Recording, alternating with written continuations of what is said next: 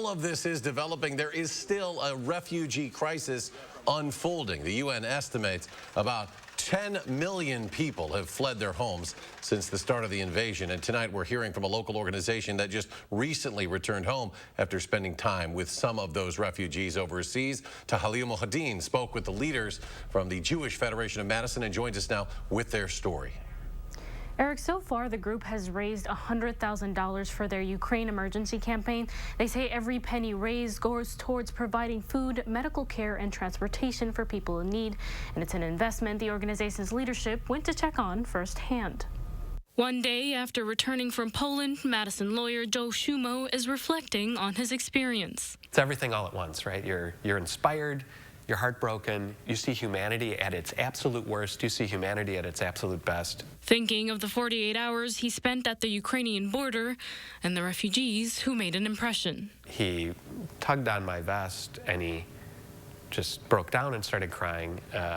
And I will never forget that boy's face. Shumo took the trip with his colleague Alan Klugman through the Jewish Federation of Madison.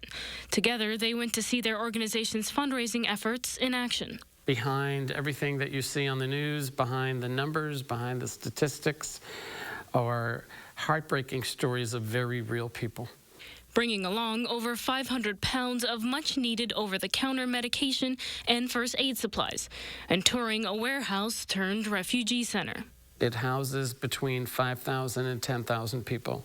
Hearing the stories of the people calling those shelters home. She wakes up every morning to text her family and ask if they're alive. Devastated to see so many people struggling, but inspired by the amount of people from all over the world offering help. All pitching in, all working together. If one institution doesn't have it, another one fills the gap. Shumo now determined to keep sharing those stories, hoping they too leave an impression. It should give all of us a sense of there, but by the grace of God goes I. Organization leaders say they also have plans to send a group of volunteers to Poland for a couple weeks. They say they're looking for people who have a background in social work, teaching, and psychology who speak Ukrainian or Russian.